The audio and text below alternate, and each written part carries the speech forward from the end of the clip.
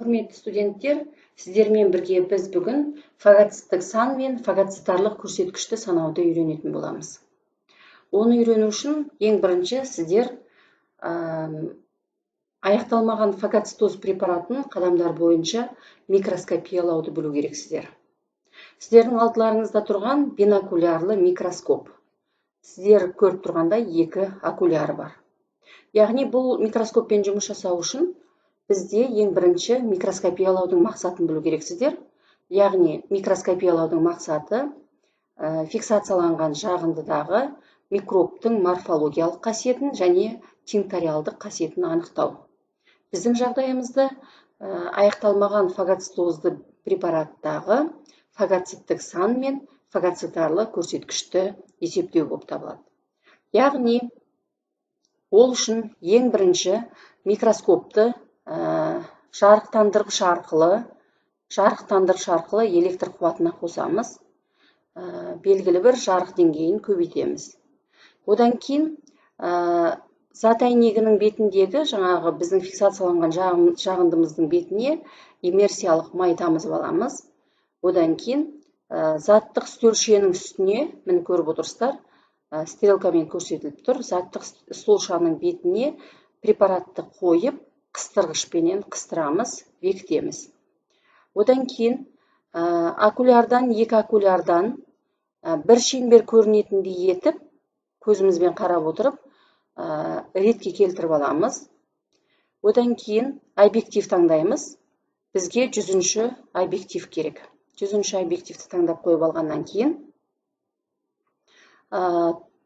яғни тубуспенен жаңағы столшаны макровинтпенен столшаны көтере отырып, объективтің линзасының ұшы заттық әйнектің бетіндегі майға беттескенге дейін көтереміз.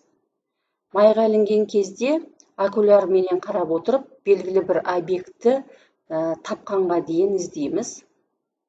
Макровинтпен белгілі бір объект табылғаннан кейін тоқтатамыз да, микровинтпен, осы жердегі тұрған винттің сыртқысы микровинтпен бұрап отырып, резкісін ретке келтіреміз, яғни нақтылаймыз. Нақтылап алып, жаңағы көрген көріністі қорытындылаймыз. Яғни көрген көріністе сіздер аяқталмаған фагоцитоз препаратын көресіздер. Яғни ол препаратта біз фагоциттік сан мен фагоцитарлық көрсеткішті анықтауымыз керек. Фагоциттік сан ол бір фагоциттегі фагоциттелген микробтардың орташа саны. Ол белгілі бір формуламен анықталынады. Жалпы қалыпты жағдайда 6 менен 14-тің арасында болады. Фагоцитарлық көрсеткіш